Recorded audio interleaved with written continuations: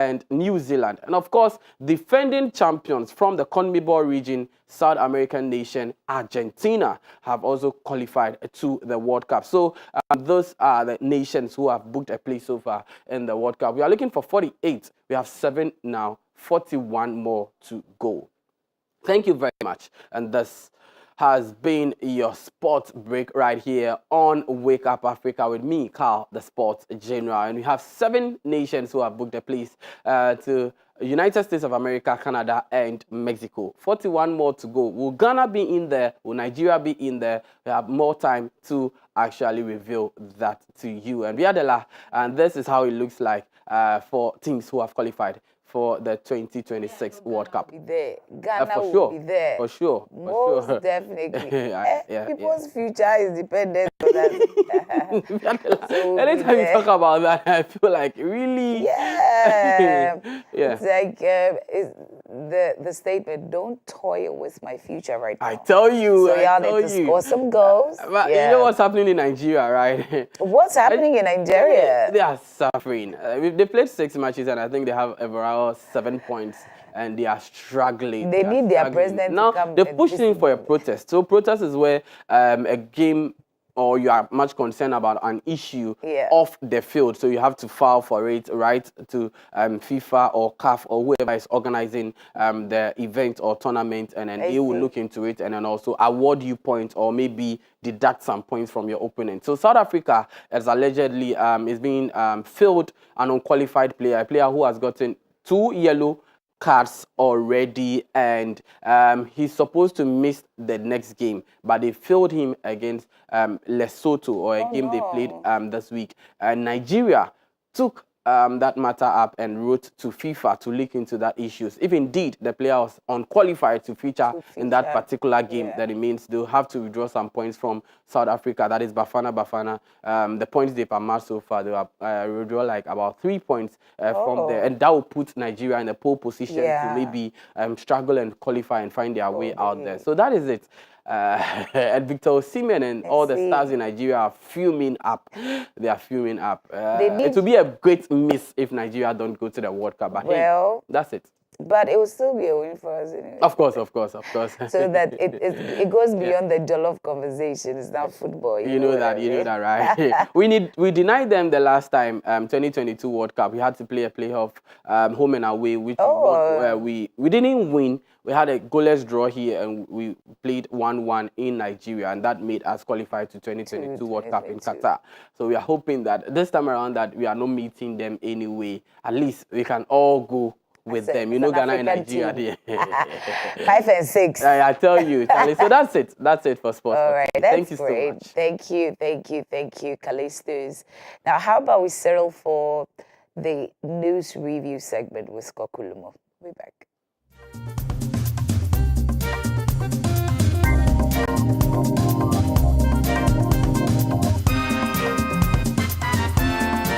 Action Chapel International Rich Community Kumasi presents Overwhelming Miracle Sunday on Sunday, 30th March 2025. Venue 31 Volta Street, adjacent Noble House Restaurant. Morning session 8 a.m. and evening session 5 p.m. Entry is free. Overwhelming Miracle Sunday with anointed music ministry from ACP Kofi Sapon, Reverend Sami Obinpoku, The Blood Crew, and Nama Atayabua. Overwhelming Miracle Sunday with words of wisdom from Archbishop Nicholas Duncan Williams. Don't miss out. Join Action Chapel International Rich Community Kumasi for the Overwhelming Miracle Sunday.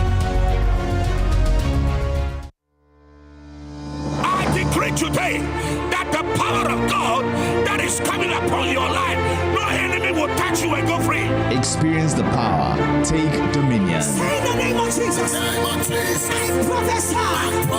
Doors of favor.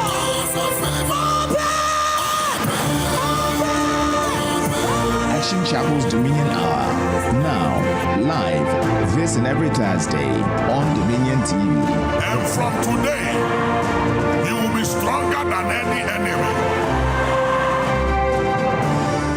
Step Step up with DStv and we'll show up by giving you more incredible entertainment. Going to have a little fun. Upgrade your subscription between the 13th of January and the 31st of March and get an even higher package for a whole month on us. Buckle up, here we go. There's nothing better than putting a little bit in but getting a lot out. Time to boost some office morale. Incredible! When you want to build a future, you gotta know what you want. Step up and we'll show up on your home of entertainment, DStv. We just go around just making statements that are not even biblical. God reveals to redeem. It's not in the Bible. God reveals so we can walk, so we can enforce the word of God and the scriptures over the enemy's intent. Any hope and expectation the enemy has concerning your family and your loved one, by the eternal blood of Jesus, we override that hope. We override that expectation. Put your hands together and override it. The Voice of Inspiration, weekdays and Saturdays at 8:30 p.m. only on Dominion TV. Hooray! Dominion TV is now also a digital terrestrial free-to-air channel. This means you can watch us in Ghana from your digital TV without any subscription. Just rescan your channels on your digital TV to access it. How? On your digital TV, press the menu or settings button and choose auto-tuning, auto-search, or the appropriate options to scan your channels and look for Dominion TV. Enjoy some of Africa's best Christian lifestyle programming from Dominion TV.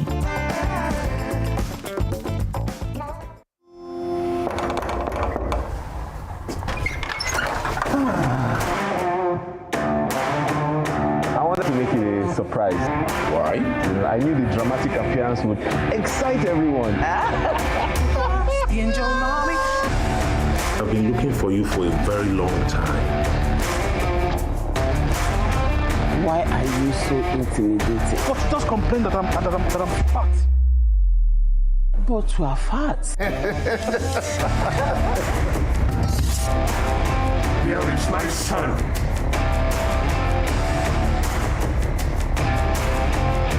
Give me what I want and I will set you free. Stop! Jesus has set me free. Yes, Lord.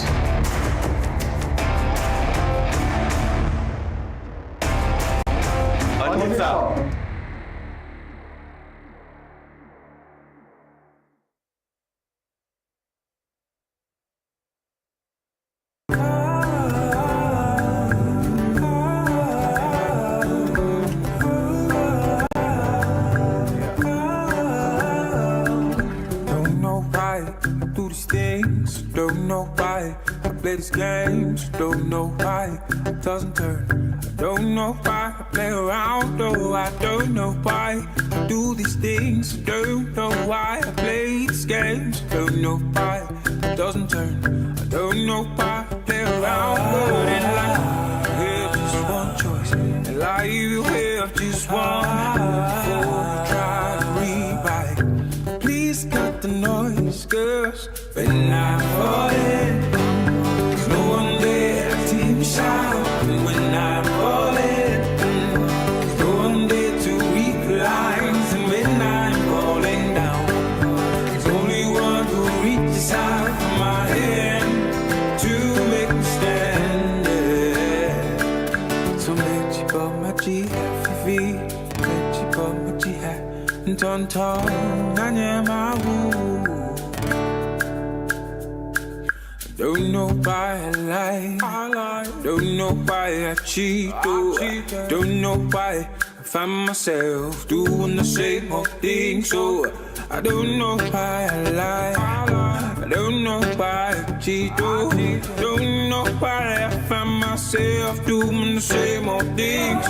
But in life you have just one choice, in life you have just one. Before you try to rewrite, please cut the noise. Cause when I'm falling, there's no one there to hear me shout.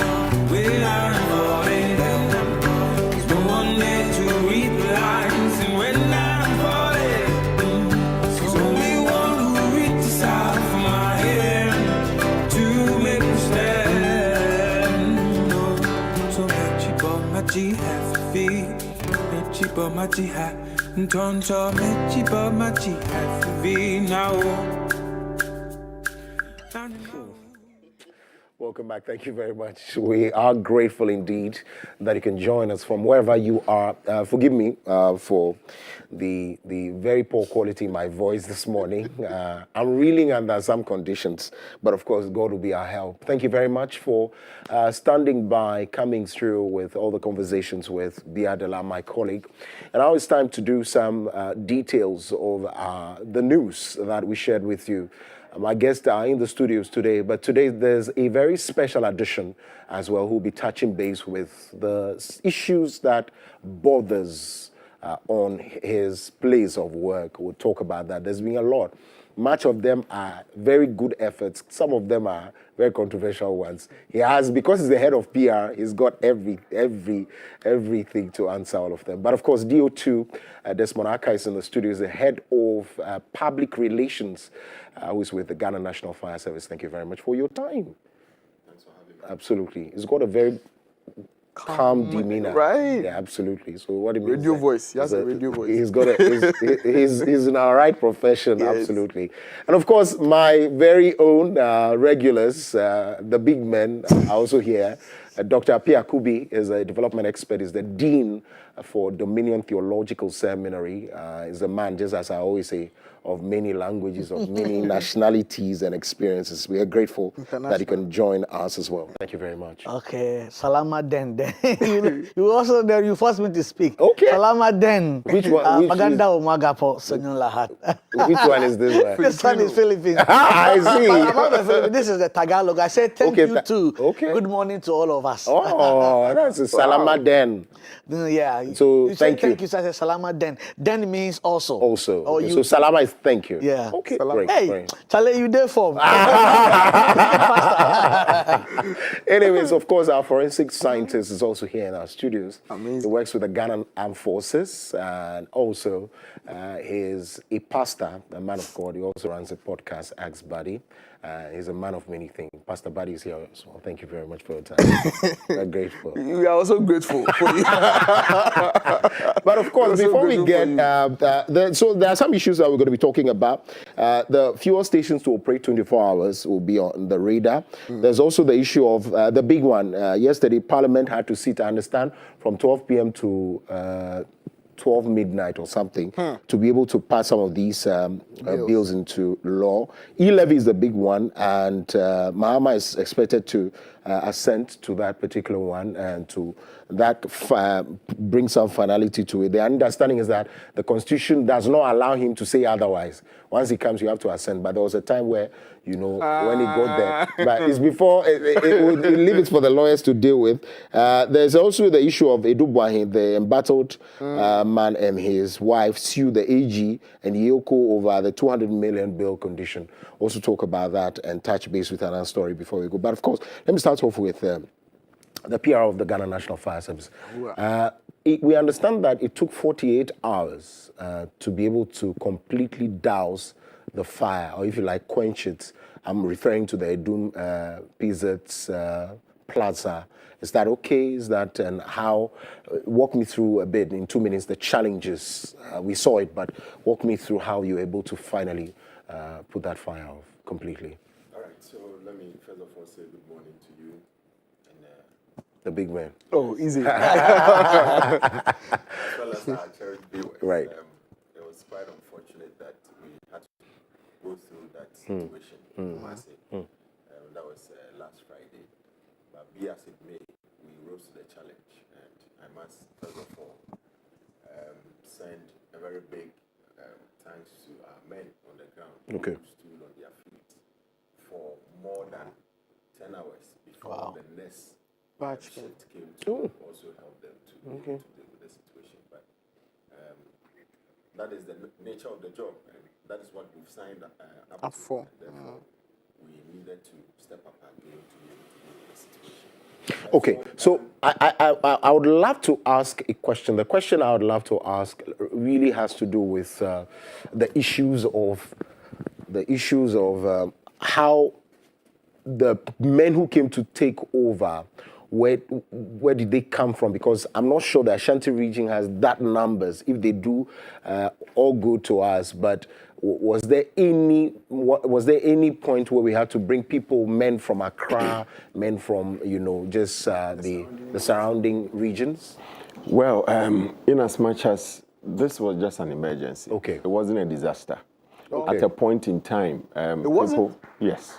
People felt that the resources in Ashanti region couldn't have been able to manage the situation. So there were even moves from some quarters to even introduce or to bring in extra resources to be able to help deal with the situation. Okay. But in as much as we have challenges with our overage vehicles, I mean the three most important vehicles that were supposed to have been in commission to be able to deal with the situation were all out of commission. To talk about Menchia Fire Station, that of Konfanoche, and then that of Kumasi Metro, which is KMA. And therefore, the first tender that arrived came all the way from Atonsu Chapatre, that is the regional headquarters. Ordinarily, it should have taken them 25 minutes, but they went beyond the speed limit as an emergency service and as required, and got there within 10 minutes. Even that, people felt they had responded late, and initially people felt they could assault some of our men who came in there. Wow. But they overcame that challenge and then fought that fire offensively and defensively by way of subduing it. By 11:45 in the morning, we had brought the fire under control. People are saying it took us 48 hours. Not really. Okay. Roughly 38 hours or so, we were able to finally bring the situation under full control. The issue was that the immediate vicinity of the fire had no effective fire hydrant. But luckily... Walk us through that. When you say fire hydrant, is it where the water is taken from? Yes, that is where the point where the water is taken from the Ghana water supply.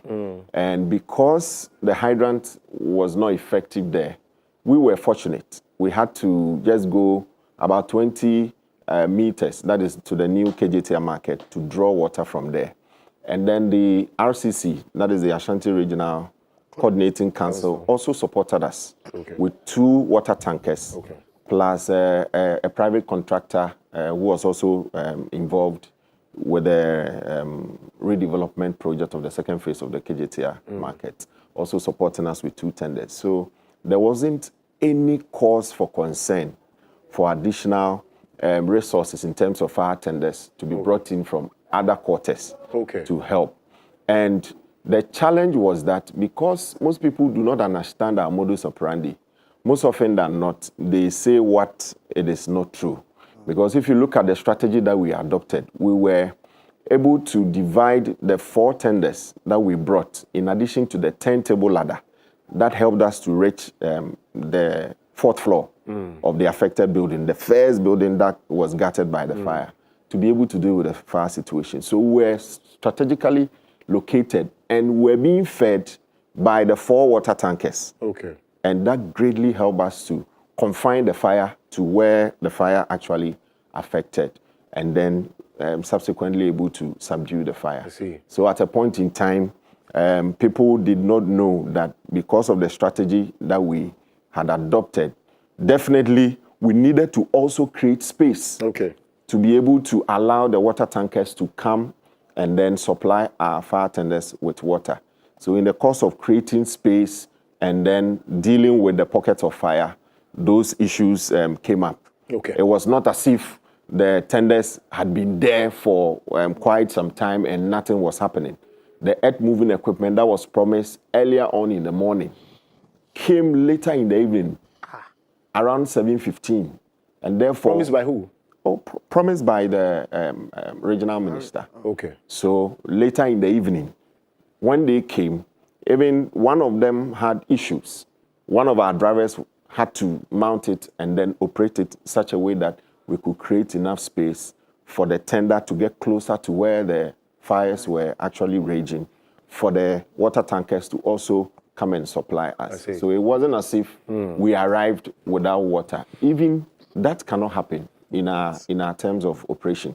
that can never happen. Okay. So any crew that is coming to take over from the outgoing one ensures that there is adequate water in any of the fleet of firefighting vehicles. Okay. So any firefighter who would dare move the tender to an incident without water, I mean, automatically you know that you want to go home, and that cannot happen. So when I come back, we'll talk about what is left of there. Also, the issues of investigative reports. You touched on it the other day when we spoke to you. And then, of course, the other issues on the other side, where one of your men had a certain conversation with the minister and how that has been brought to, because there are some reports that it's been transferred. I'm sure we want to also douse that fire so that people don't misconstrue the whole. Talk about that seriously. I know you like to talk about that. So we'll come back, of course. So let's come back to the men. I'm not sure the fire service wants to talk about e-levy, but he also sends Momo. But let's not bring him there. We'll find trouble for him already.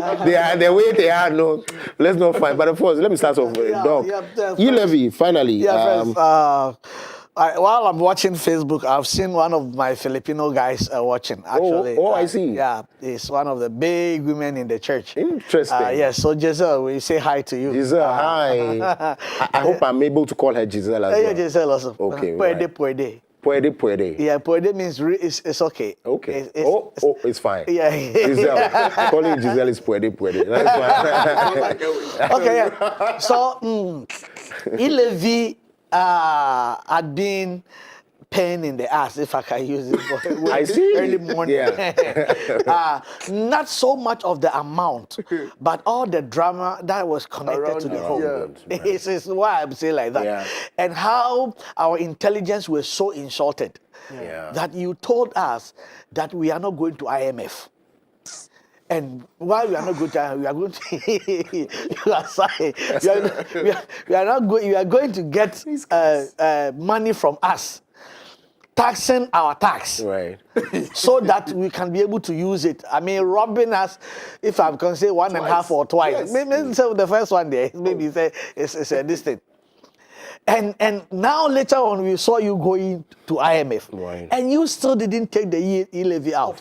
Yeah. So I'm really glad that now they have taken it off. I'm really glad. Quite a number of people have also said that not only did they go to the IMF was supposed to, of course, cushion us, but what he brought is the issues of the haircut as well. And so we even made the situation even worse. Exactly. All of that. But you can breathe just as you sighed. That sigh was like have something. stress, but in the past year or two, if you make big transactions using mobile money, hey, you can be paying as high as I think I've paid maybe 200 cedis before. E-levy before the transfer charge. It doesn't make any sense. It was 1.5% and they brought it down to 1%, but still. And this was one of the few levies or one of the few bills that was introduced that was protested by the masses. Yes, everyone. Market women, everybody. And they still pushed it through using majority. And even that one, they didn't really have that majority. The minority staged a walkout. They even took it to the Supreme Court. And it's still, we thank God. We thank God. I'm just a bit, looking at our financial state now as a country, it's a bit sad that we are losing revenue on that front, because we need all the money we can get at this point. We need all the money we can get because we are in debt, So I don't know how we are going to, balance it. I say that once you're able to take it off, e-banking returns, where people don't want to hold cash anymore. So you are able to tell how much comes in.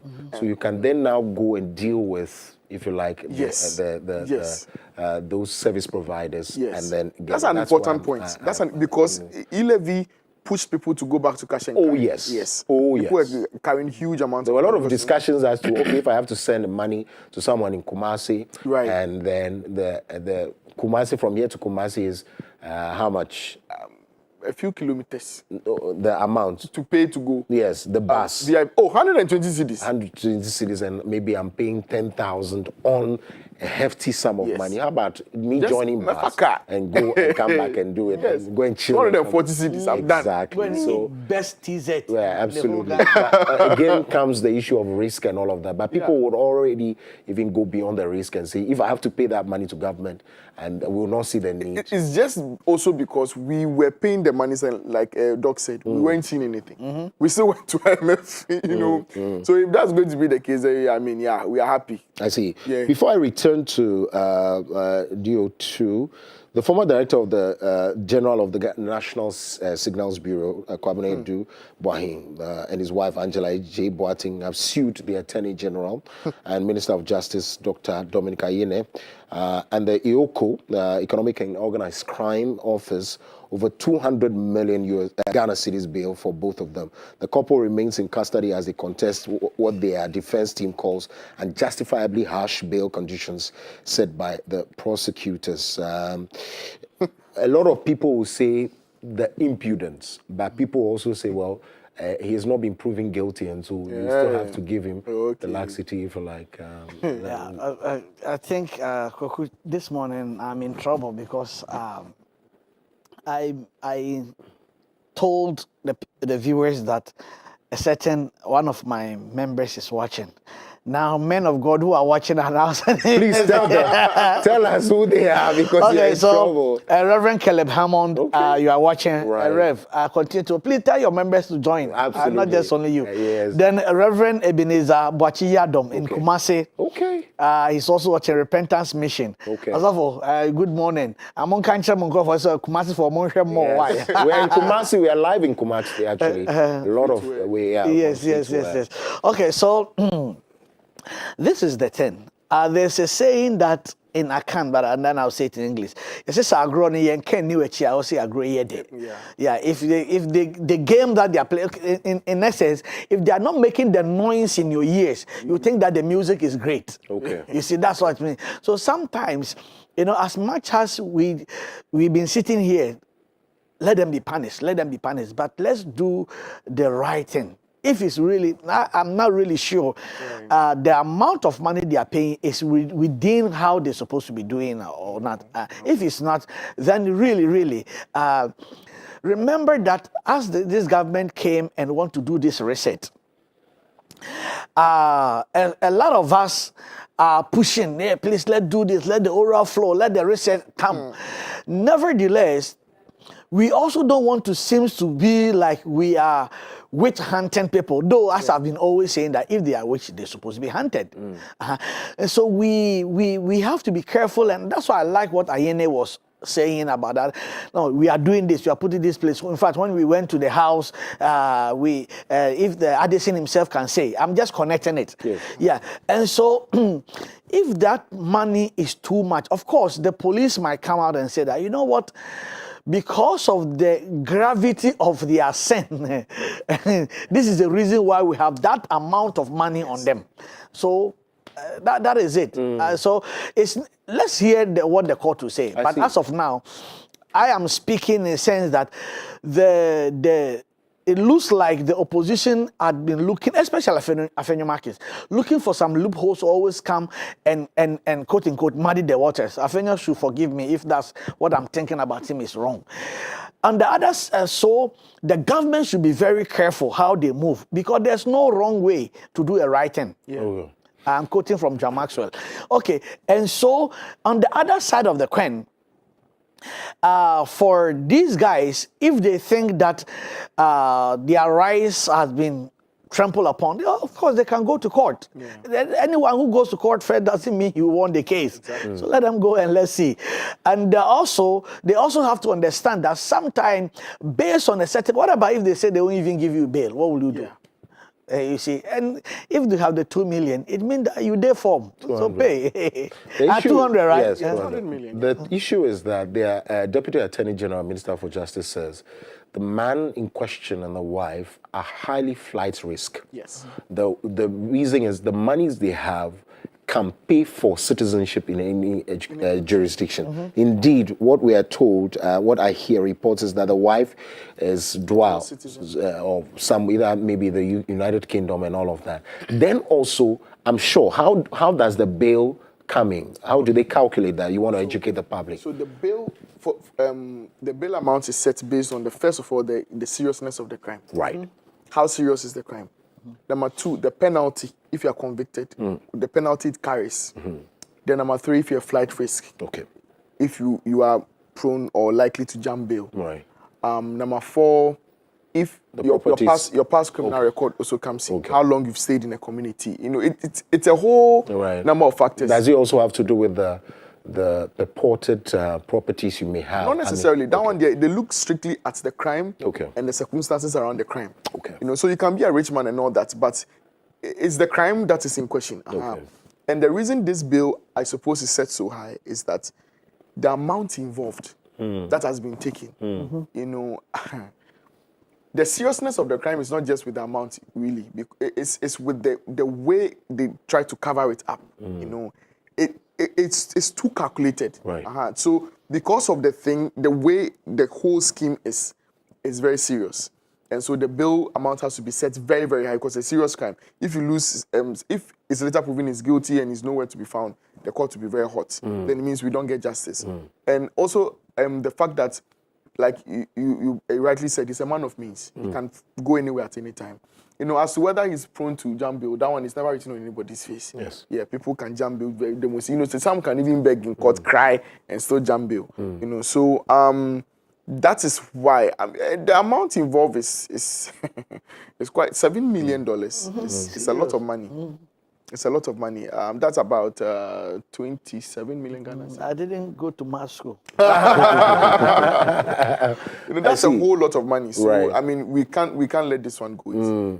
If it's proven that he did indeed take the money, it's not going to. Quickly, just 30 seconds before I go to DO2.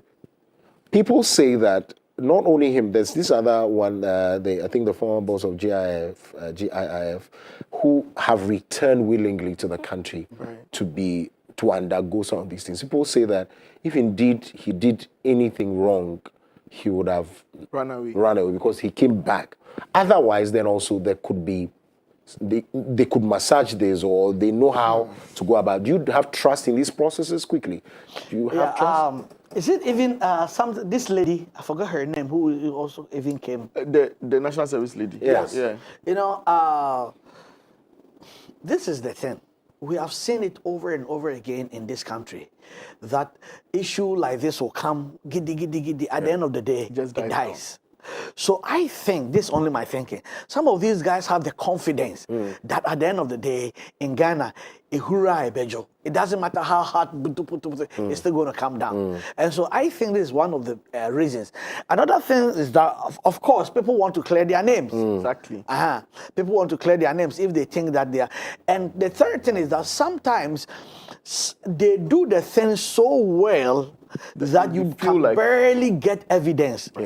Enough evidence to really prosecute them. I see. You see, and that is one of the reasons why, if this government fail us of not really be able to name, shame, and jail, just personally, I'll be very disappointed. Add name, claim, shame, and jail. Okay. No, sorry, claim, name. Even for me, claim before we name. For you, is our money's first. But this is what he had to say, Mr. Sremsai, a system that lets the guilty walk free teaches society that crime pays. Yes. No, this man's case is especially sad because he rose through the ranks at NSB. I see. Yes, he's been working at NSB since 2007. Rose to the ranks to become director. He didn't just come, you know. So I really don't know. And maybe he is innocent, I don't know.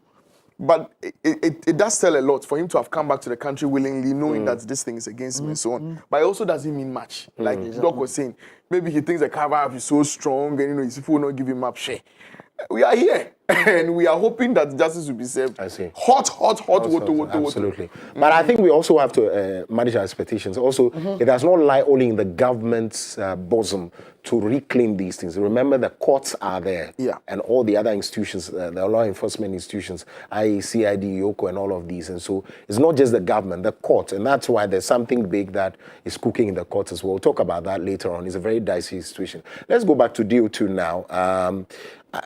I'm sure he's itching to touch base with these issues, but We also need never. to touch what he's saying. It's never. It will never be said that GO2 came to talk about these things. Oh, he will be called to the headquarters. He will be called to the headquarters. Interior Minister will give him a call. But talk to me about the other day I was asking. I just wanted you to reiterate that point for our people out there. The issue of making available some of these reports from these fires. I don't know whether you have the numbers of. I'm looking from January till now because we've had a lot, even from December where there was a Hamatan till now. We've heard a lot. I don't know if it's because of social media. Do you have the numbers? And how do you make available the investigative report so that once people are now saying there was doomsaw, it was doomsaw that caused it, and so it's going against a certain government. Oh yeah, there are a lot of reports. Yes. How do you make available these investigative reports? Are you able to even investigate, or there's no time to do so? Right. So every fire that we have attended gets investigated. Okay. And then the reports are made available to the property owner. Oh, I see. So for a public place like the Doom and the other markets, normally for fires of this nature, a commission of inquiry, constituted to look into it. And when their report is ready. Who does the constitution of that committee? Maybe the head, yes, okay. Head of the region or the head of the Security Council. Okay. Obviously the regional minister. Or even the minister responsible for that sector. Okay. Could even constitute that. Okay. So once it is done, it is furnished to that particular authority. And it behoves on them to make the content of that report available to the public. Oh, I see. Not us. Not you? No. Because we are also part of the committee. Oh. Yes. So when it lands on their table, that is what they are supposed to do. So please, the media is advised that anytime such reports are made available, they should follow up and then ensure that the contents are made available. The challenge is that we don't even hear of the conclusion. That is what you must always find out. Okay. From maybe the committee chairman or from us. Once it is ready, we will let you know that it's ready. Let me give you this scenario. For instance, I've come to investigate your fire. Okay. Maybe there's a fire involved in your premises, your home, and I've come to do that. And I just go out there and put the report out. How will you feel? Okay. You wouldn't feel fine. Okay. And therefore, maybe you may even sue. Yes. Take legal action against us. Okay. And so we are so mindful of such consequences. So it's not that it is in the law, it's just a convention sort of, or it's stipulated or stated in the law? For now, I wouldn't say it is stipulated in the law. Okay. But it has become by means of convention, based on experience that we've received in times past. And therefore, we are a bit careful in going about releasing the content. But surprisingly, what we do with the causes of these fires is that anytime we have the opportunity to engage with the public, we tell them that it is A or B or C, but just that we are not specific that this particular incident was caused by this or that. Right. So that we use the outputs of our report in educating the Ghanaian populace to be careful and to put in adequate measures to safeguard their property. I see. So it is not as if we don't investigate the fires and we don't make the reports available. There is a process. Once the report is ready, if it is your premises, you are required to put in a request, a formal request, and you are also to pay an approved fee enshrined in our laws. So once you pay that, we need to also generate some revenue. So we can't just come out and put out the cost of the report so that you wouldn't come for your report. So once you come, you pay something to the state, and then it is released to you. If, let's say, your property is insured, that is where you also activate your claim and processes so that you also get... Forgive me, now that you have mentioned the issue of internally generating funds, it comes back to the issue of why always burden the government to retool the institution, because if you have these avenues to want to generate funds or income for the service, then you could have also gone there to help yourselves, gone out your way, maybe employ some ingenuity in that particular one. Is that not the case? Yes, you see, the generation that we get over the period is woefully inadequate. Exactly. You know, if you want to talk about our equipment, they are so expensive that our meager generation cannot even procure us half of a tender.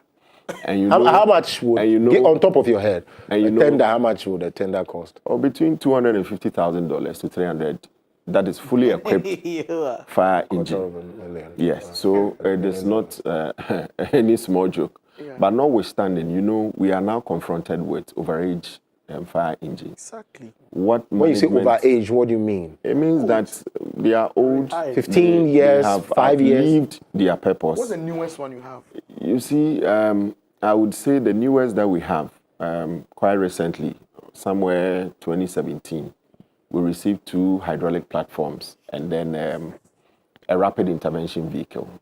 These are the newest appliances that we have in the system. The last time, beyond that, quite apart from that, the last time we had was 2015. And then the last time we had major fire tenders was around 2011, 2012. The man was in line. Yes. So these tenders, most of them are over 14 years. Ideally, we are supposed to kind of replace them after every 5 years. But we have even given ourselves 10 years. So now, even that is why management is now channeling most of our internally generated and some other funds into maintaining these overage vehicles. And that is really costing us. It is not giving us the free will to also concentrate on other activities or operations of ours. So that is why for the past 3.5 years or so, we have been strongly advocating for the service to be retooled. It is not for nothing, because we need these tools to be able to serve the interests of the public. You know, have you given quarterly reports, yearly reports to the ministry in charge? That is never an issue. Okay. We have made our case known to previous government, the new government, and you know, the assurances have always been to procure and to get us. The last time the ex-WOW government that went out of power, you know, they promised us, and it got to the value for money phase, and unfortunately they lost power. So now that the new government has also come, even the president, His Excellency John Dramani Mahama, has also promised us. So do they take it from that point, the value for money stage, or you have to go all over again, re-auditing? I'm sure it has to go through a whole new process. I'm sure, because of obvious reasons. Yes. So we are just only interested in them retooling, providing us with the state-of-the-art equipment. You know, now the fires that we are experiencing are so sophisticated that you don't just need the normal water tender to be able to deal with the situation. You need what we call the drones, the firefighting drones. Yes. You would also need the multipurpose fire extinguishers, fire tenders. You would also need the hydraulic platforms. You know, now people are building more high-rise structures. Yes. Aside us recommending and then ensuring they put in property protection, that is in terms of fire protection, that are able to be triggered or activated automatically to deal with the fires within the building. We need these hydraulic platforms and then turntable ladders, especially within the major cities. Because, for instance, if the Kumasi incident, we had 3 of them at the same time, on the same day, would have been found wanting. And it will mean that we would have to move resources from either Tema or Accra or other regions to go and support. And that would be disastrous. What if we move the tenders and something happens in the regions or the places that we are moving tenders? So it is now important that we all all waging the advocacy and then let our voices be heard. We know that this government is serious. In fact, most of the retooling that we have received has really come from this particular government, and we want to commend them. And we know that they have the ability to do that. So this one, dear, Your Excellency, we are begging you. Please let him be on. Let him be on.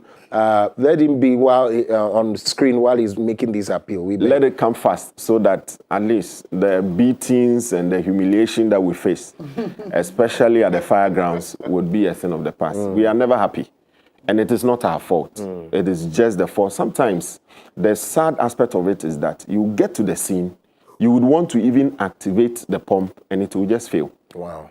Then it means that you have to call in another tender to come in. So by which time a lot of damage would have been caused. I see. So it is not our issue. Right. It behoves on the state to kind of prioritize the body that is now mandated to ensure public safety, and that is Ghana National Fire Service. Absolutely. And for years, it seems the state has neglected that. So this is the time for the state, everybody, corporate Ghana, every well-meaning Ghana, to come to our aid. You know, this fire that happened in PZ now, I mean, we will not be surprised if we have relatives, we have friends and loved ones in. Who shops? In the long term, we would have to part with some money to help them to get back on their feet. Right. So if we had invested heavily in the Ghana National Fire Service in terms of retooling us with even utility vehicles mounted with PA system, so that we can move to every nook and cranny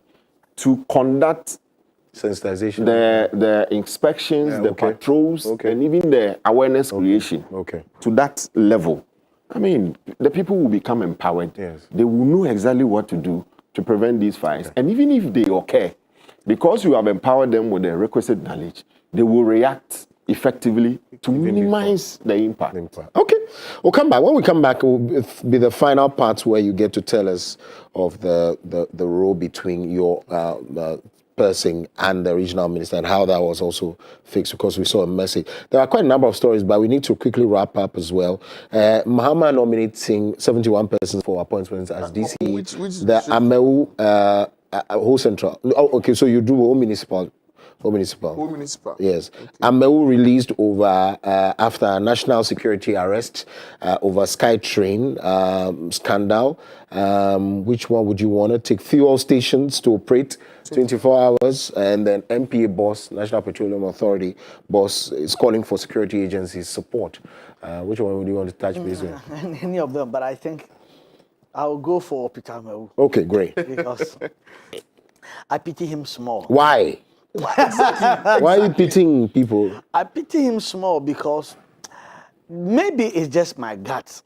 I really think that Peter Ameu really meant well and he had really wanted to do well. The road to hell is paved with good intentions. That's right. That's right. That's right. My concern was that, you know, there were some people who were pulling some strings that were not helping Peter Ameu. Peter Ameu fell out of love. Let's face some of these things. So Peter Ameu fell out of love at Efficaciem. Efficacy is what? The big house. Jubilee house. Okay. You see, and sometimes it's alleged. It's alleged. So nobody come and give it's alleged. Okay. If you do like that, Reverend Boachi Adom is still watching the show. Absolutely. He will pray and cast you out. this Sunday, I'm preaching in his church in Kumasi. Oh, nice. So Kumasi people come to Santasi Roundabout. Okay. It's, right. Prime time is in. Okay, so it's alleged that that also happened. In fact, that was, they came to a time that, they removed him. Yeah. You see, so he fell out, really. He really fell out. And there are some very powerful hands at Efficaciem and even Ministry of Finance. Because remember, Ministry of Finance and Efficaciem were directly connected biologically. You see, and so sometimes when you are going to put something out there and you don't get the backing from the Minister of Finance or Minister of Finance, you are not going to get anything. Right. Yeah. So I really think that they should investigate. And, it's also a lesson to all ministers of state that when you are assigned to something, remember, we don't know any efficacy. Right. We know Peter Mau. Yeah. And he has to face the consequence. That's it. He has to face the consequence. And That's it. I feel sad for him. But that's my instinct, actually. Is it not sad that these people will come out and say we are innocent? Nothing was that. Nothing untoward was that. They have their own version. Whereas the government also has their own version where they are putting documents out and all of that. So the question is, how do we find a middle ground to make sure people give us our monies back? Because look, we cannot just take we cannot just take our monies and if it is true, walk away. Because obviously we have not seen the Sky Train. You cannot also say that particular $2 million that was committed was committed to doing feasibility studies in your world, where you come from. Whoever is making that assertion really should be careful. $2 million for feasibility studies. I think no. I mean, let's rise above. You cannot go to a proper university in the US, come and attend another one, be called to the bar, do whatever masters and degree, and come and tell me, $2 million cities for feasibility studies. What about the foundation? Hello. So can we leave that and let's make sure that we get the right people? But that feasibility studies, then let's put it aside. No, it cannot be $2 million for feasibility. What are you feasibility? Senior, which one are you touching base with? Gogo, for your information, your MC is called Stephen Adum. Yes, it's not like I've seen him before. I don't know. Maybe I might have, because for me, I'm a mayor. Oh. I'm a regional minister. I'm a shadow regional minister. Where does Biadela come from? Which municipal? We were all from the same place. From who? Yes. So it's a okay. We are twinning. No problem. We are twinning. Every day, easy. So you are both Stephen Adum's babies. Absolutely. Thor. What are you? What are you? My region, they have not given us. No, they have given Volta region. Oh no. See, Volta region, then OT, then Ahafo, then Bono. Mao they inside. That you all know. Mao they inside. Okay. So we are waiting. Appointed time. It will come. It will come. You know, so I think that the appointments are so far going well. Right. Some people are disgruntled because obviously, why not? Yeah, I mean, of course. I mean, if my man was not, we are moving forward. We have to move forward. But the point is that we address this issue of the people that have to look. We need mavericks. People who would lift the district and the municipality metro up. It's not about just anybody who is a party connected person. Now things have changed. Yes. Connecting with sister cities outside the country, connecting to bring staff, not waiting for district assembly common fund, but doing things, internally generated funds, rise. Look, we don't want anybody who come and who said chair. That who said chair thing. Charlie, let's put it out there. DO2. The case of because I'm a PR bias, communications bias person. Before anybody under you would have to speak, has to be sanctioned, especially when it is work-based. So where it came from could be from the regional minister misconstrued whatever it was that he was doing at the time. But the fact that it did not come from an official POV is what people are really sad about, to say that, yeah, you might have the right to say anything because this person has a right, because I'm not sure anybody would want to pick him up. But once you're in the uniform and there's also a head, there's a way we do things. Do you agree? And would you want to say that at some point it might have gone some way that it's a bit too much? And not done well officially. Well, this particular issue is very thorny. Yeah. Management stepped in at the right time. Right. And we are happy that as at now, cool heads have prevailed. We are committed in ensuring that we do our best, that going forward, we would communicate in such a way that the people would understand what we do. Right. I mean, the bottom line was that people have issues with the way we operate. Yes.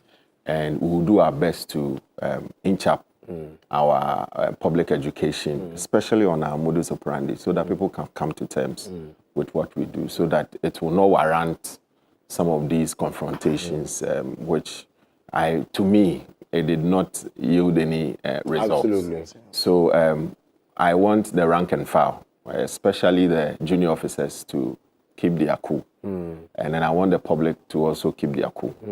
As at now, management has stepped in and then resolved So there is no issue between fire service and then the Ashanti regional minister. Yesterday you saw the sector minister, our interior minister, also visiting the place. And he made a valid point that it is high time that we should look at introducing some form of taxes.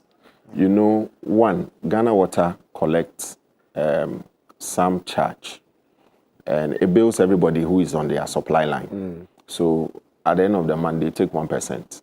I would want to suggest and then propose to policy makers that if that 1% could be inched up a bit, and then some given to Ghana Water, let's say 3% for firefighting purposes. Ghana Water gives us 1.5%. They take 1.5 and then use it to build more hydrants. This time around, not the screw down type, but the pillar type, which will be very difficult for people to encroach.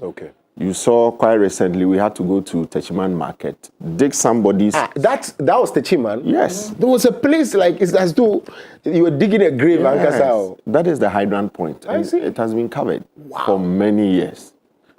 You see, we even did not know, not until they gave us the hydrant map. Of the area. Then we were able to use the map to locate that particular hydrant. Wow. So we will step up our game and then ensure that the hydrant inspection team also do their work. It also boils down to resources. If they don't have the vehicle, they don't have the requisite tools to be going around to check on these hydrants to make them available. I mean, it means that we will not be effective. So going forward, aside the 10 pesos addition that the Interior Minister was proposing, I would also want to suggest that at least some bit of percentage is added to our water. So that they can also be efficient. We deal with galamsey, stop galamsey that seems to be polluting our waters, so that they can get the required volume. They will not spend so much water in treating the water, so much money in treating the water for us, so that they can pump water. Even so that's a video DO2 is talking about. Yes. They had to dig somebody's house or whatever shop it was to go down to be able to locate a hydrant so they can work. That's the hydrant. That is the hydrant point. The case of the man, we also say, it's a yes or no. We understand he was transferred. The man was in that particular role with the regional minister. He's not. Well, as I said, the situation has been resolved. So there is no... the public wanted to know. There is no issue. Okay. There is no issue. At all? Yes. Okay. So everybody should relax. But of course also is that, we'll talk about that. When we walk off set, we'll have a conversation. Doc, finally. Finally, we are really grateful, not because he's here. For our fire service. They are one of the least resource people and yet always get blamed.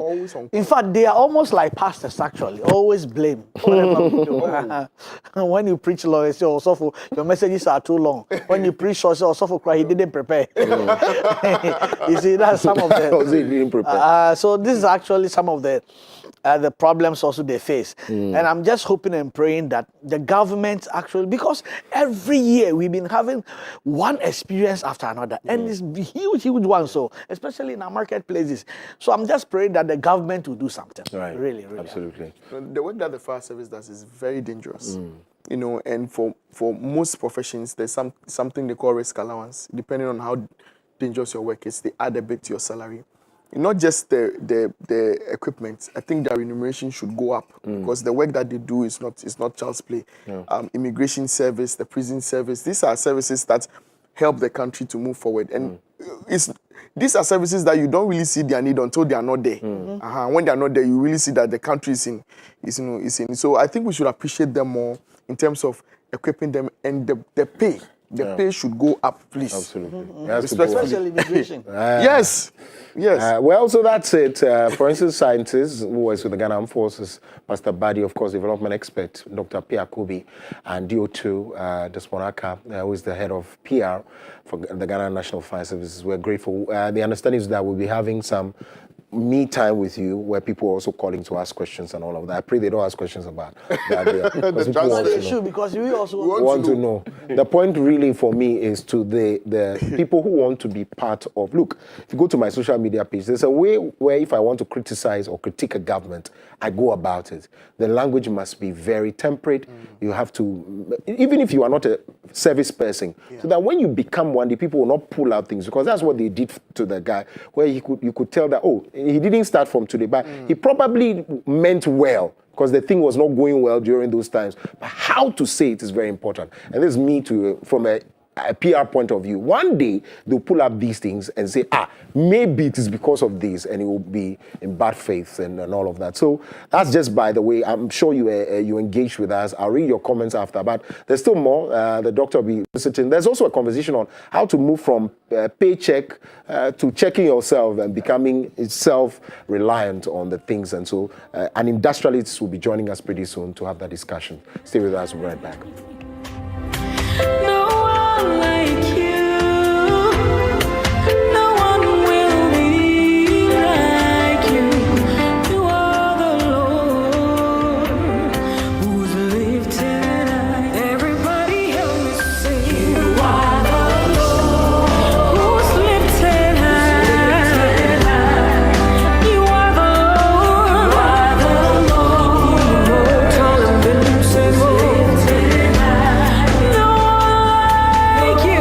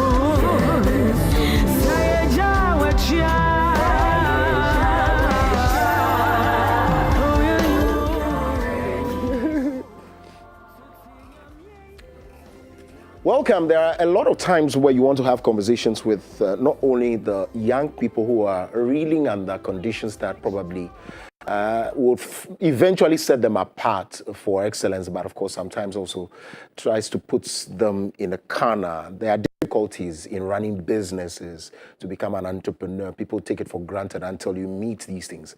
But once in a while as well, you want to sit with very, very experienced entrepreneurs, people who have lived across all and are still living, to be able to share some, nuggets of wisdom with you. Mr. Samuel K. Japon Apinting, if you know the Apintings very well, and that name resonates with the industrialization phenomenon. I mean, you find them in there, and here we are. He's in the studios with us. He's an accomplished engineer and an entrepreneur. He's here to share with us how to move away from just paycheck. It's one thing I never want to do. I don't like it, waiting for the month to end. How can we, under these circumstances, begin to become self-reliant, do other things on the side, 3 to 4 jobs where we become self-reliant and independent? So that's a conversation. Thank you very much for your time. We're grateful. Thank you very much. Thank you. Right. Tell me about it. I mean, again, from what I have read about you, you come from a family of industrialists. Talk to me about where you took that from in the next 2 minutes, so we tell what your background really is. Well, thank you very much, and I think that I count myself blessed. Right. That I had my parents, Mr. Essie Apinting of blessed memory, and my mother, Paulina Opoku. Right. She was a trader in clothes. And so I learned the rudiments of going to her shop and sometimes recording things for her. At the time, she was recording? At the time, yes, she was. She couldn't write. Okay, so she would rely on, has to do all the writing, and that, but she could recall every single customer, I see. and how much they owed. And so if your calculations were off, she will correct you. I see. A walking so they knew dictionary. how to do these things very well. My father obviously was basically a big brain when it comes to industry, comes to trading, comes to working around issues of production and productivity and generating a money-making machine. So I learned a lot. Okay, so and that also helped you. And how did you start off? Just a minute dwelling before we get into the issue. So when these things helped you, your entrepreneurship journey, you are an engineer. And so how did that particular one come about in terms of starting businesses and doing? You see, when you are born into a system like that, where almost every holiday, you were never allowed to stay at home and just play. You went straight to the office, you went into the factories, you worked with the staff.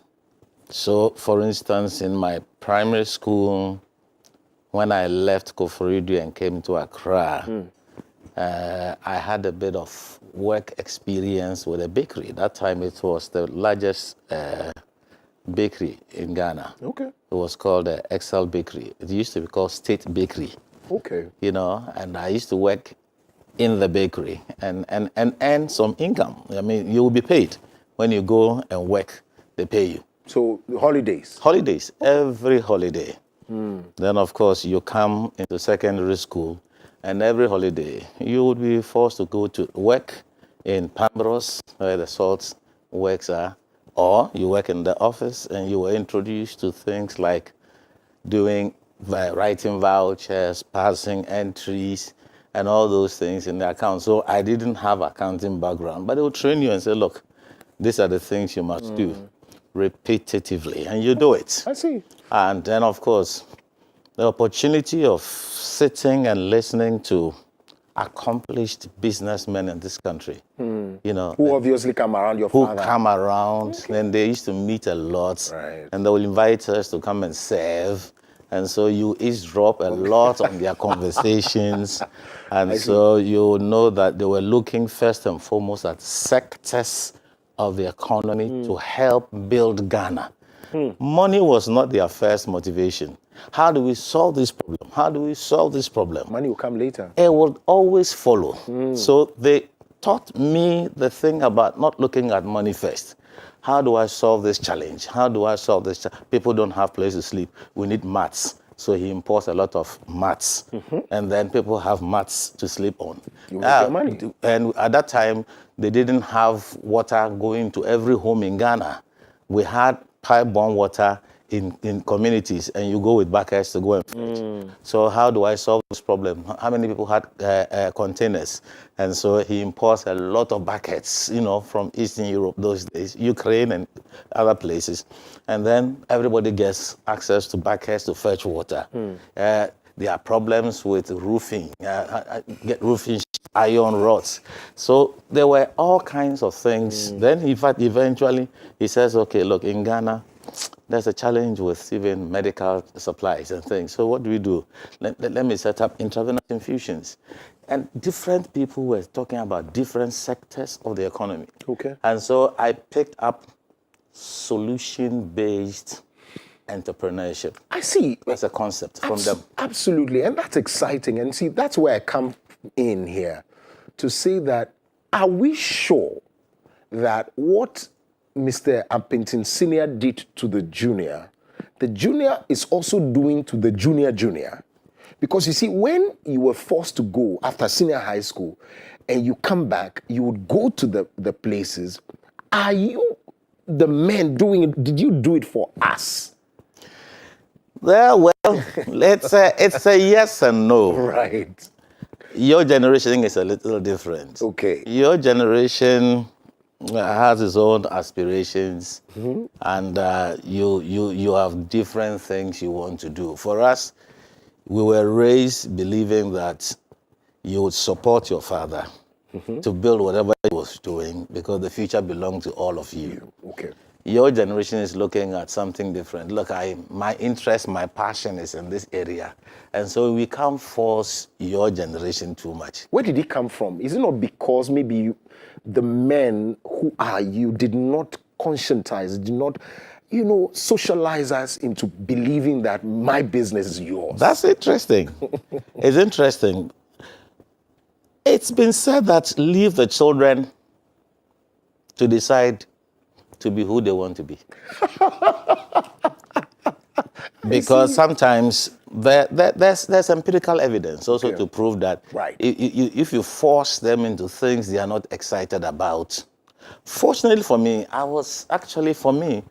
my excitement met with the plan for me. Right. And so it worked. Easier. Right. But others may not. Okay, so for instance, I have children who are into engineering, into medicine. They don't work with me. Okay.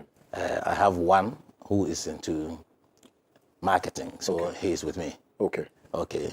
And even that, I'm still grooming, because the interest may not necessarily lie where you are. Yes. Right. But the options are available. Okay. So I would say that we probably failed in more or less coaching. Right. But it's because we were informed more by a new understanding that, look, leave them to make their choices and let them optimize their interests. The reason I brought this in is that, look, much of the things you are going to say about how to move from the paycheck is based on the experiences that you got from your father, that you got from this environment. And so no matter how we're going to, it's not going to be isolated. It's going to still hinge on those soft skills that were built. And so if I don't have that, no matter how you talk to me, I come for coaching, it's not going to happen. But let's get into it, shall we? Sure. Getting exciting now. Yes. The issue then comes with, I go to school. If you look at the school, how it builds us is to be able to come out, get a job, live, get paid. If you have the business acumen or the others, you could have some tribute system to something else. But largely, it's about getting paid. Talk to me about the system and how it has made us to be now, and then we can move on how we can change? Well, let me just say that looking at it seriously, I think the system was designed to train us to open our minds to proper thinking, right?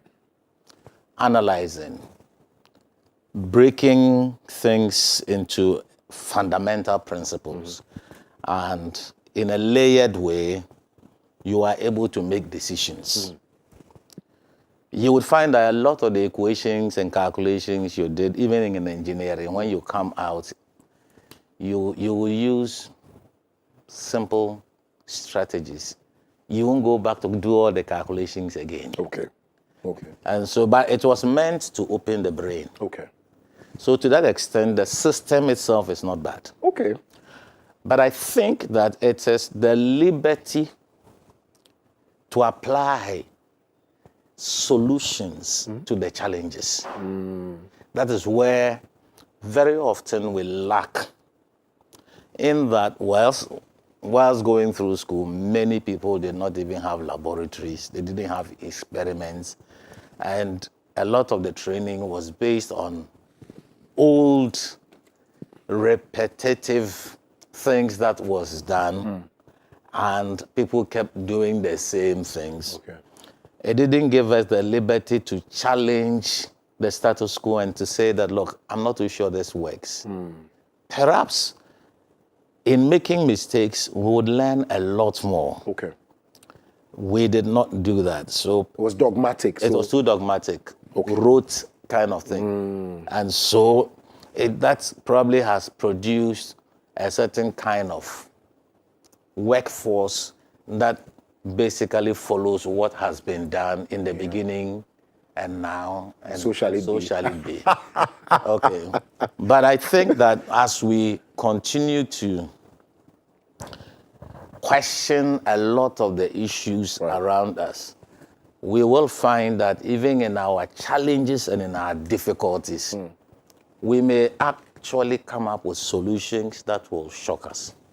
I see. Because we are very brilliant. We are very, very, very intelligent people. We are not lazy?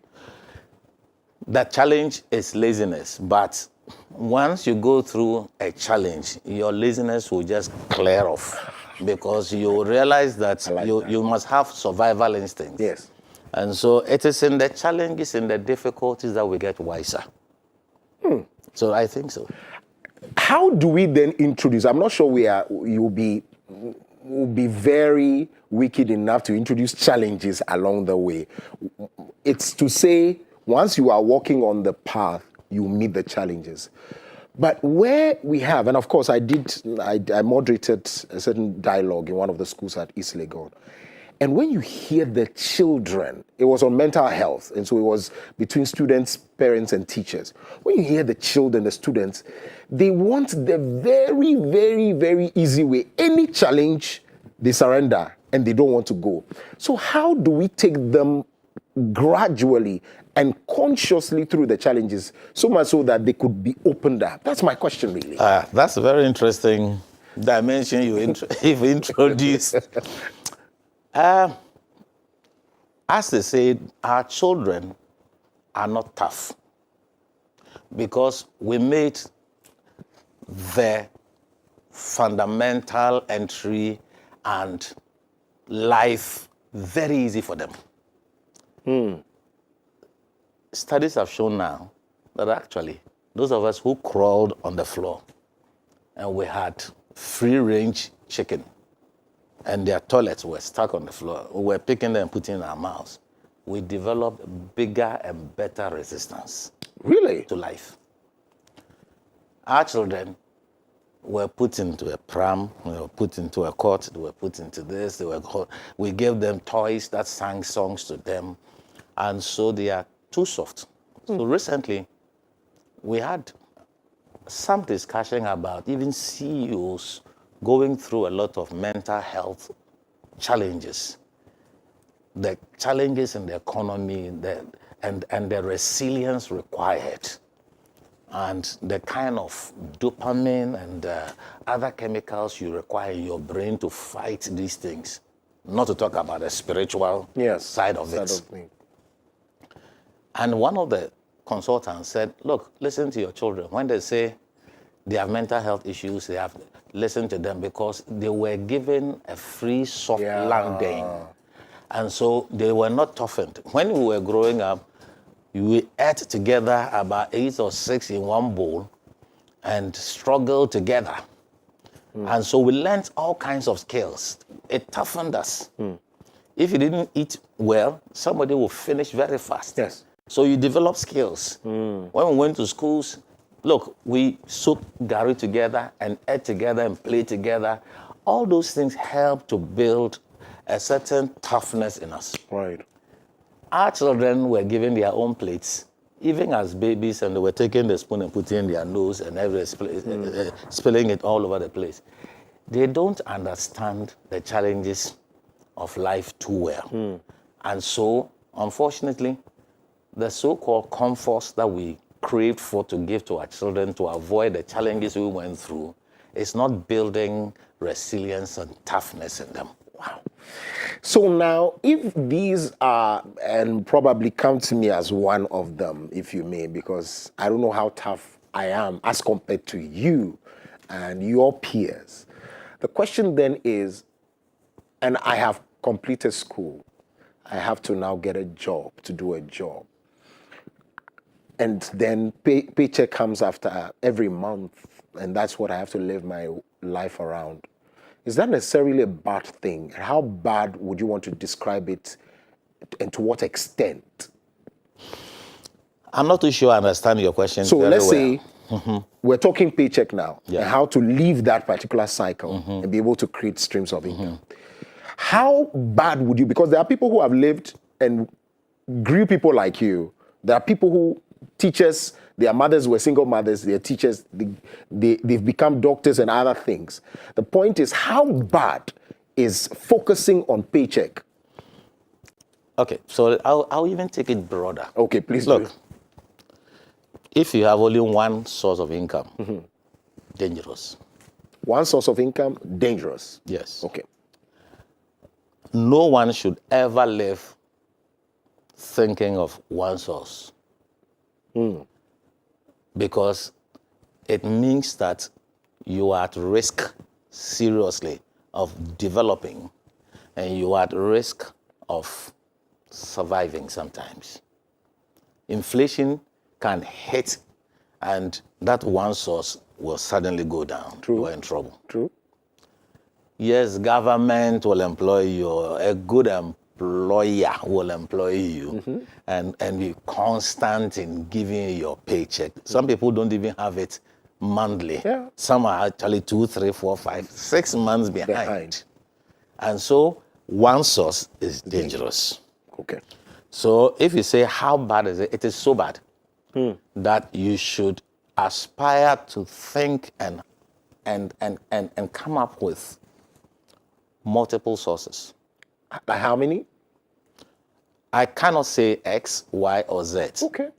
But to the extent that your own capacity to think, to manage, because you can actually overdo that, you will lose concentration. And then you will be bleeding. Yeah. That is no income. Right. And so you need to develop it based on your own capacity to think through concepts and manage whatever comes in very well so that you are comfortable. Okay.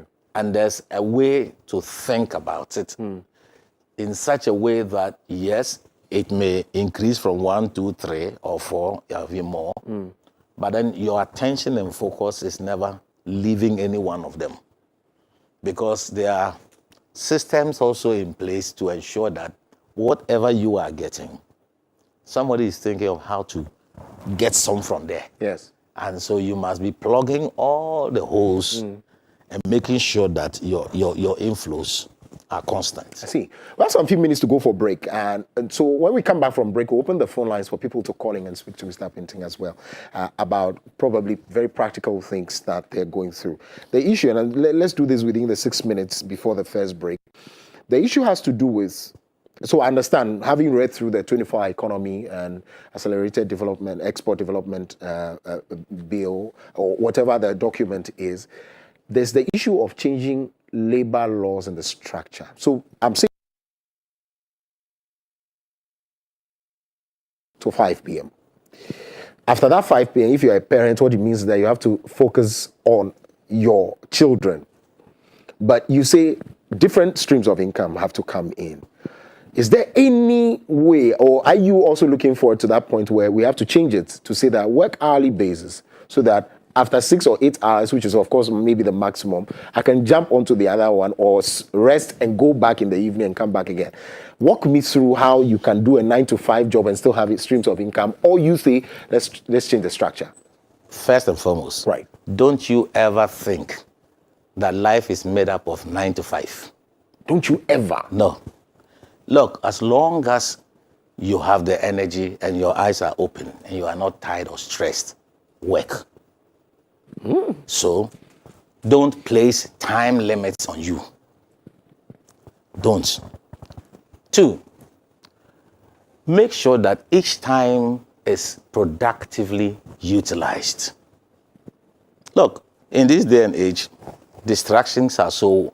Look, you're even working and then suddenly something pops up on the screen. Yes. Before you can say, Jack, you have diverted. Yes. Then you find that, 20 minutes is gone. Then you come back. You are losing time.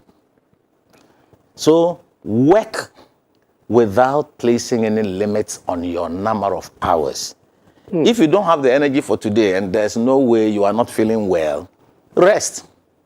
But if there's energy, work. That's the first thing. Second thing is that you can actually invest some monies that will work for you without you making any efforts. So that's another avenue for you. Everybody who lives from paycheck to paycheck needs to sit down and really look at, how do I spend my money? Do I cut my coat according to my cloth or according to my size? Okay. I must have time for my family, and by all means do, because in the end, your most valuable asset is your family. True. Look, I'm 66 this year. Right. The most important thing for me ever in my life is family. Wow. Oh, yes. Nothing excites me more than my family. Not even friends? Oh, no. Friends are there. Yes. But my family, numero uno, right? Yes, numero uno. So it is number one. Right. I spend good time with my friends also. Look, I'm an handsome old boy. I know. Every month, my year group has a wonderful session. It's a whole party every month, religiously. Okay. I make sure I participate, and I'm one of those who will be the last to leave. I spend that time, Saturday evening, we just have fun. It's the same old stories, but we never get bored. That's true. So friends are there. Yes. Spend time with the family, but you can't say I'm spending all the time with my family. You must generate income to look after them. So you must apportion times. I see. But give them quality time. I see. That's very important. Well, we have some 2 minutes to hit 9:30, of course. We'll take a break at this point. I love what Mr. Pinton said about once your eyes are wide open, you have energy. What it means is that you can do more until you are tired where you want to rest and come back to it. So that's giving me a bit more perspective. I don't know about you. When we come back, we'll open the phone lines. I want you to ask questions, very practical questions, where you want to get into the mind of Mr. Pinty. Let's draw enough, because we get him once in a while. So once and when he comes, let's draw enough from that well before he leaves. We'll take a break. When we come back, the conversation continues. Stay with us.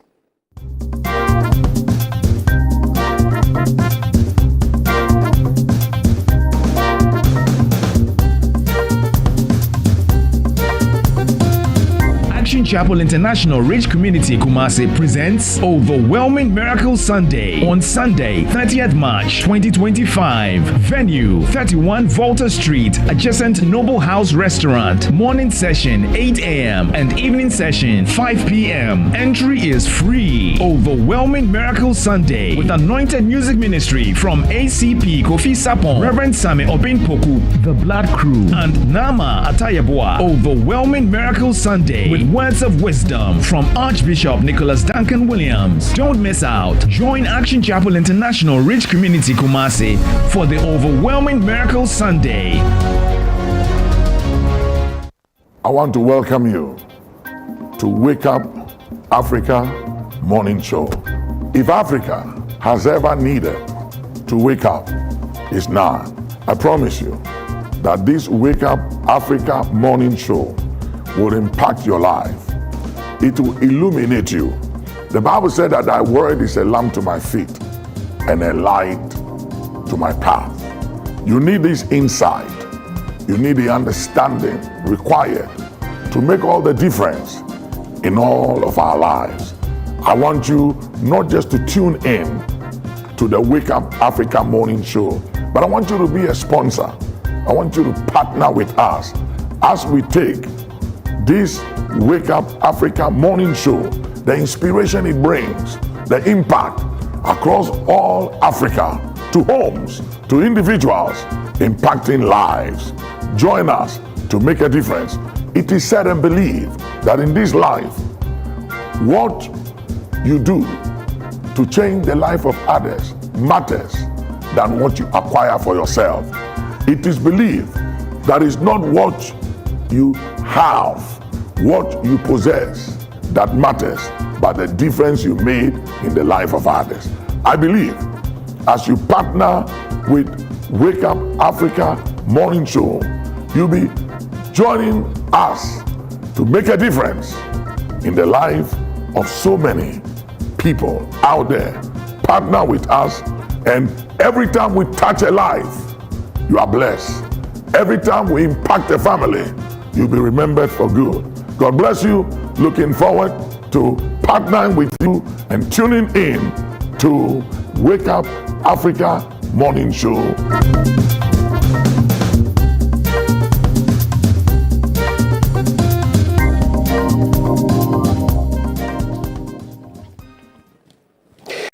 Welcome back. Thank you very much for staying with us. We're grateful. I'm sure you're still enjoying yourselves. This conversation is enlightening. No matter how you feel you have heard it before, it hits hard when it comes from a very experienced entrepreneur. What it means is that it's confirming all the things you have been thinking about. Mr. Samuel K. Japon Apinting is a very experienced and accomplished engineer and, of course, an entrepreneur who comes from a bloodline of industrialists. And so he himself has been in there. And so whatever he says, you want to take it seriously. A man who is very loaded. And so let's get into it. But, of course, we've opened the phone lines as well. You can also call us. You have 1 minute. Share your questions or your thoughts, your submissions, your experiences with the man if you've met him, and let's do justice to that. We're still talking about paycheck, how to live that life. You have to leave that cycle and create more. And this has been talking about the issue of if you live on one paycheck, one source of income is extremely dangerous. And I'm sure you accept that. How to create it is what we're now talking about. And so you're just telling us that once you are alive, you are energetic, your eyes are wide open, create more. Let's talk about the few of the experiences you've had these days. I'm sure during the days of Madame Nkulenu, right, to your father, to you, things have changed. As you work, as you travel around, especially on the African continent and here in Ghana, are there things you have seen that young people can take advantage of, especially when they have to move away from one source of income, that they could begin to send their mind and energy towards? Look, I think that in Africa, one of the first things we should all be thinking about is agriculture. Yes. Look, during the COVID, it became very clear that every country was protecting their own. Yeah. And things have never come back to be the same. Normalcy, yeah. And so agriculture for me is one. In this country, everything you plant grows. Everything. There may be challenges with policy, challenges with weather conditions, challenges with ensuring that the whole value chain is resolved. Right. But it's not the reason why we should shy away from it. Okay. We should get into it. Okay. But that's where the future is. Okay. The world has gone round one whole full circle and has come back to getting into organic. Who better can produce organic foods than Africans? We've tried a few chemicals here and there, but actually we haven't done it on mass scale. They've done situations where even in terms of rearing sheep, goats, cows and things, they've tried to speed up the growth process.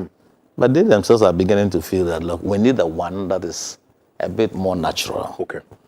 So I think that the whole thing about the African trying to do something for themselves should begin with our children. Look, the youth. Let's think about agriculture. And I can tell you there are some people who are actually doing it very big now. I see. So we should look at the value chain. The whole value chain. And see where and then also, our children are smarter. Oh, yeah. I mean, you chat with any one of them, and you find that you struggle to find words. They easily will supply the words. You want to put up a concept, they easily tell you, oh, this can be done this way. They are smarter. They may not have our wisdom in terms of the experiences we've had, and therefore the nuances of life. Right. They may not have all of it.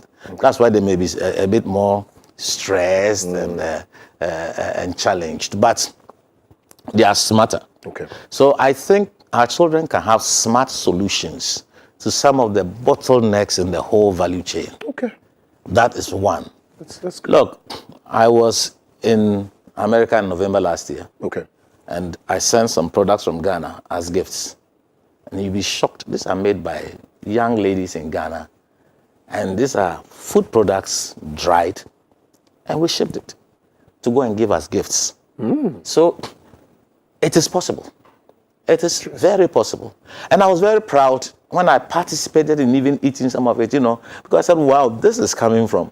And I was actually prouder in America, not in Ghana. Okay. That I was eating something Ghanaian that could compare with anything out there. And I was even more confident because I knew there were no chemicals or additives, but it was natural.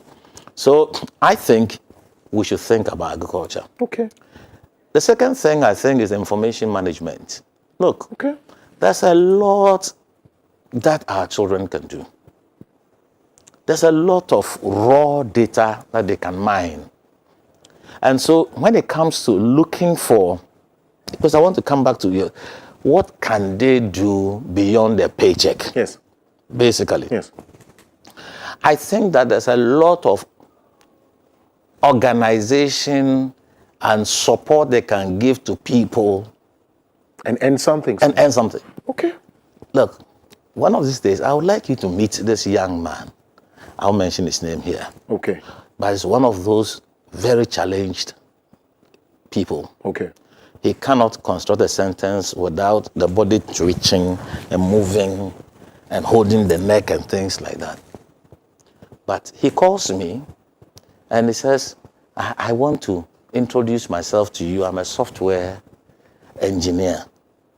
I could tell that he was struggling to speak, but he wasn't giving up. So his forcefulness got me excited. I said, you know what, let me see you. He comes and I even see something that even touched me more. That very, very challenged. He cannot sit like this and do this interview without his body twitching and going and holding his neck and things like that. And he's stammering, but very sharp in here. And he says, you know, I have a software that can manage your HR for you. Interesting. I said, you know what?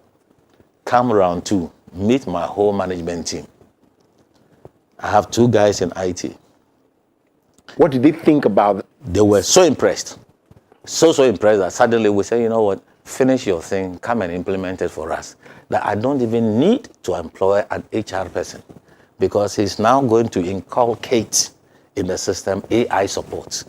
So AI will generate all the reports and I can look at it and then, look, there's so much. So he doesn't need to be in my office to work. Mm-hmm. He can deploy all kinds of things to support people. And I said, you know what? Once you roll out this and it works, I'm going to introduce you to so many people I know. Yeah. And I'm sure that you will get to a platform where somebody will notice you and will help you.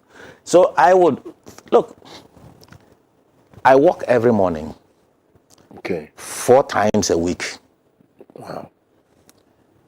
On one occasion, I'm walking and then somebody just comes to me and says, I'm a driver. I'm looking for work. I said, fortunately for him, one of my drivers had resigned. So I said, okay, do you have a driver license? No. Then I don't think we can be talking. If you don't have a driving license, then it's not a good area. Then I see him after 2 weeks, walking again, say, I'm the one. So I know your face, you know. So, but you don't have a driving license. He told somebody else that the person should also come and see me. The person said, my brother told me that you need a driver. I said, do you have a driver? He says, he has one. Okay. What class? He mentioned the class. Fine. Then I said, but I will need to talk to some people to talk to you. Right. Then I meet this gentleman again, a third time, this week. Okay. This is not an old story. This week. This week. And I said, you know what? You don't have a driving license, but I manufacture mineral water. Pure, crystal clear. It's called Aqua Clear. Okay. Please. Sorry for mentioning it. So I hope I don't get any bill. No, not at all. Because you are here, you're forgiven. Okay. You know what? This area has so many new houses. Mm-hmm. Why won't you walk from house to house? I'll give you a T-shirt. Take orders. A vehicle will come and supply. You will get some money on every jar you supply. The guy looks at me and starts smiling. The second time I meet him this week, he's waving at me. He's not even talking to me about it. That particular opportunity that I'm offering. So look, when they really want to find a second, this man hasn't even got a paycheck. I'm giving him a window. He's not excited. He wants to start from a paycheck. And I said, if you have 200 houses in this area, yes, and each takes about, let's say, even 2 jars, you have 400 jars. If I give you X per jar times number of days, weeks, can you imagine your income? Yes. He's not thinking about it. So I'll just say that, look, we should be thinking about how to ensure that our children can think of all the opportunities that will arise in between the paychecks. So somebody may even be having paycheck, but he will find somebody who can go from, he has a cousin or a brother sitting at home doing nothing, yes, and eating from his plate. Go from house to house and try and find out either we can supply. And there's somebody waiting to say yes. Yeah. Yeah. That for me should be the mindset. But I mean, that's the question. That's where it sends us back to your foundation and bring us back to our foundation. And of course, my younger brothers who probably, and I'm sure this person is as old as I am or even older. And so where did this come in? How did we veer off this road? I'm sure that we overfed our children. We overprovided. Somebody has said that my generation, we served our fathers and served our children. And so our children never learned to serve. And so for them, it's all about, it's provided, it's available. Why is it not there? You know, during my time, when I was growing up, I never saw anybody eat one full ice cream. One full ice cream? No. There was the fun ice people blowing their horn, and they had knives, and they were cutting. I know. Today, the children, they scoop And then they get tired and they throw it away. And we were licking the paper and everything. So I think they've been overprovided. And so the concept of creating their own is not very easy. Not all of them.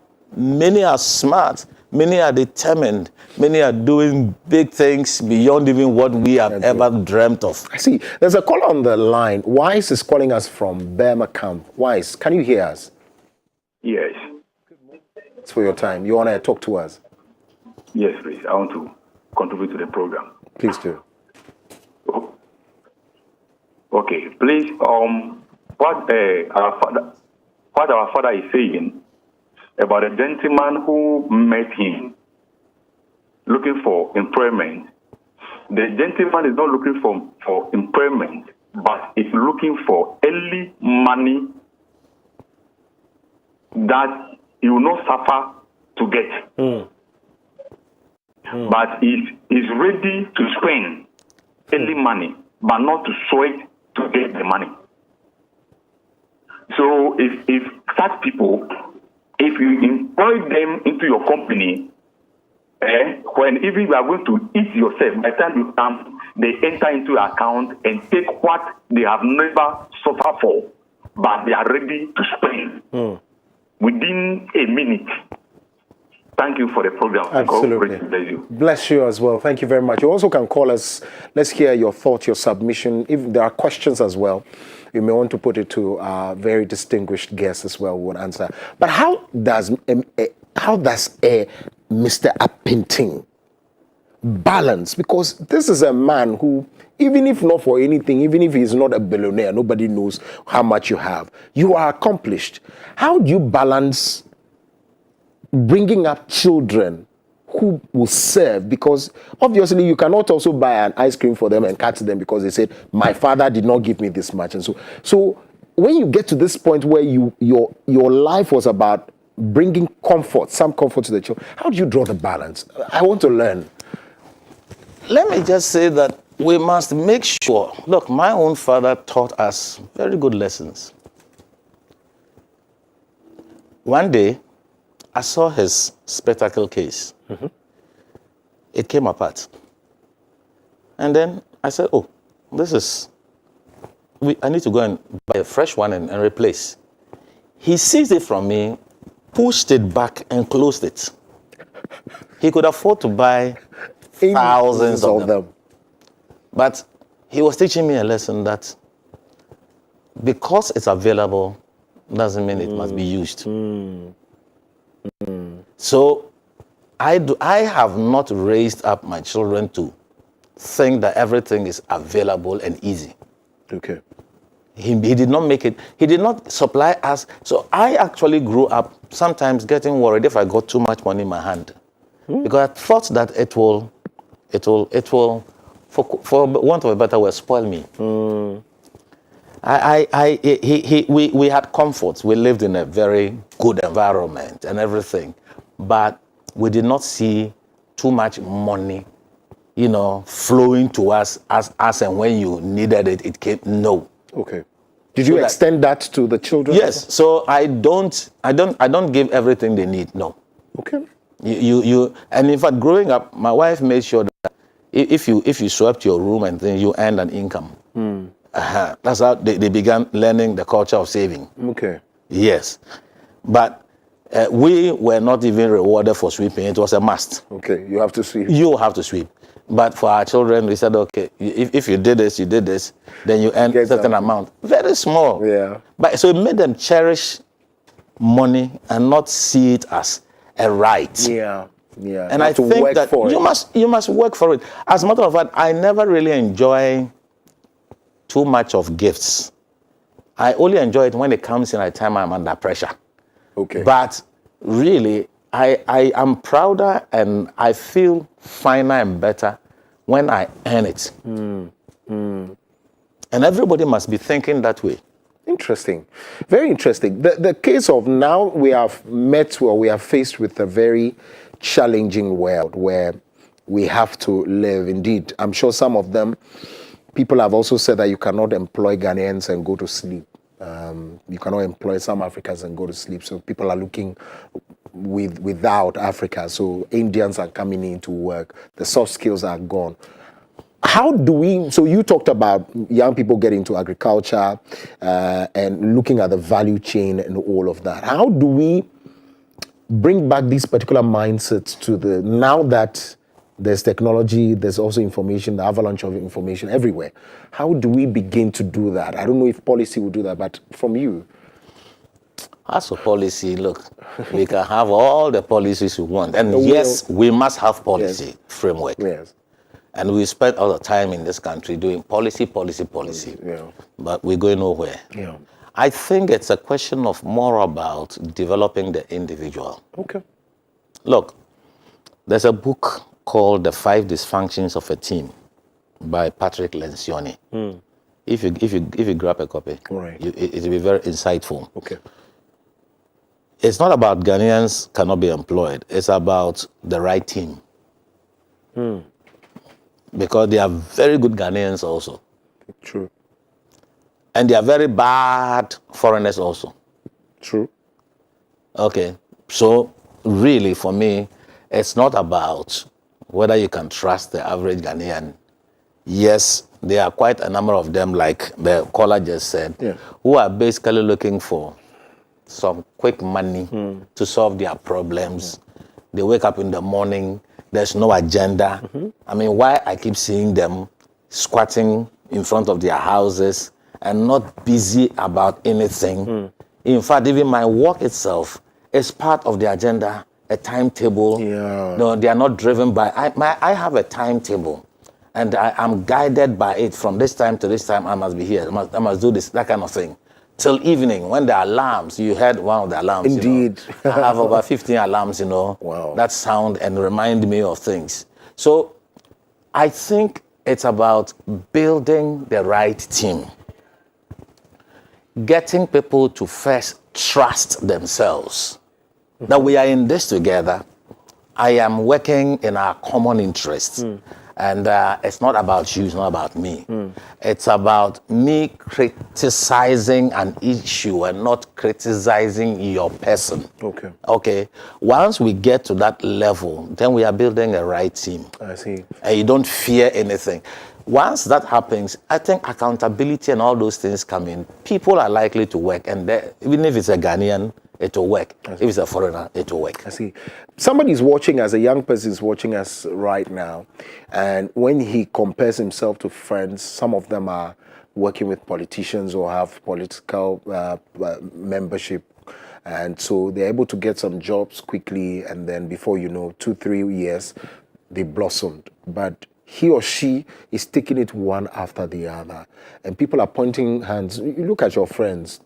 What would you have to tell them? Because he's moving from one job to the other, and it's a minimalistic life. And he or she is seeing a lot of his friends. They are going, they're just going. It's tempted. What can you tell them? Well, let me just say that, look, life is not about competing with anybody. Life is purely living your best self yet. Right. Look, politicians can blossom today and diminish tomorrow. I'm telling you, they are poor politicians. And there are those who will find themselves one day completely reduced to nothing. So for me, it is not about jumping from rosy environments, but it's more about creating the future you envisage. There's a certain video making the rounds, and that video for me is very informative. Okay. I've seen it with school children, I've seen some adults in some villages.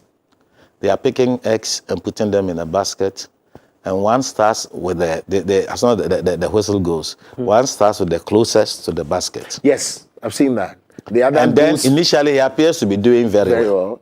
And the other starts from the back. And it appears he's not making much progress. Yes. But in the end, the one who starts hard finishes well. Yeah. And the one who starts very easy, flamboyant. Look, young people, life is not about flamboyance. Actually, life is not about making statements. I think people are too eager to make statements and to create the impression that they are doing well. Life is about you and how deeply satisfied you are with your ambitions, with your set goals, with your purpose. Many times people say, oh, this guy has bought this new car, let me go and buy one. Do you really need... Look, there's no satisfaction in materialism. It is... Look, satisfaction is in solving problems that enhances the quality of lives. And therefore, don't compare yourselves. I know people who began far behind me and today are far ahead of me. It's possible. And therefore, look, don't get yourself into serious confusion by comparing. Look, they comparing themselves among themselves are not wise. That's what the Bible says. For we dare not make ourselves of the number or compare ourselves to those who commend themselves. For they comparing themselves among themselves are not wise. That's what the Bible says. Look, live your life. Write very big, hairy, audacious goals for yourself. Keep working at it. Gradually, you will achieve your aims. If you make mistakes, quickly fix them. Don't ever let your mistakes repeat themselves. Quickly fix your mistakes and keep moving. Never give up. I see. Keep persevering. You'll be shocked. The biggest gift my father ever gave me was one day I asked him, how did you make it? He looked at me, he wouldn't even give me an answer. I said, you haven't responded. He said, so it's chance. I said, yes. The Bible says time and chance happens to all men. But he says, look, when you start life, you will try many things, but eventually you will get to know the ones you are good at. Before you finish that, there's a caller on the line from Tema. If you can hear me, is it King? Can you hear me? You're on air. Talk to us. Yeah, good morning. Good morning. My name is King. I'm calling from Tema. Absolutely, you're on air. Yes, I just want to thank our resource person for encouraging us because it's not been easy starting something. Myself, I've started something in Tema and I have to go for a bank loan and they have to chase me all over. And I felt like life is not worth living because you're trying to do something and there's no help coming and it looks as if you have failed. But listening to him this morning has encouraged me so much. Right. And has given me the edge to push on. And I believe that one day I'll be successful. Right. Don't stop. Don't stop. Don't stop. Thank you very much. We're grateful. Grateful indeed. And so he was telling you that try a lot of things and then focus on the ones that you are very good at. And your friends will come in and start sharing testimony. Oh, this one is good. This one is good. Yeah. Just bless them and let them continue. Yeah. Don't shift your focus. Keep your focus on what you are doing. Eventually, yours too will be good. I see. That gift for me is the biggest, beyond all the material things he bequeathed to me. I see. This for me is the biggest gift he ever gave me. I see. Does Ghana have hope? Plenty of hope. I'm very confident that Ghana has a lot of hope, in spite of all that has happened.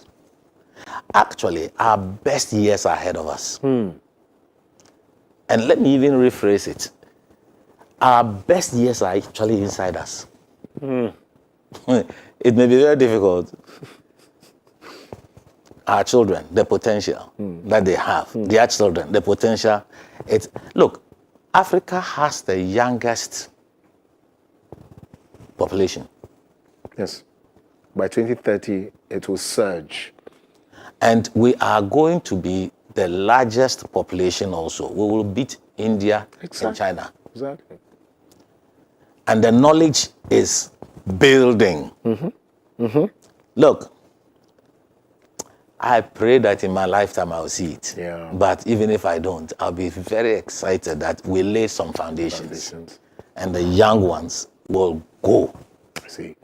Ladies and gentlemen, it's been a wonderful time and it's productive. I'm sure you, and Kings for me, saying that he was encouraged. I'm sure it is because of you that we did the show today.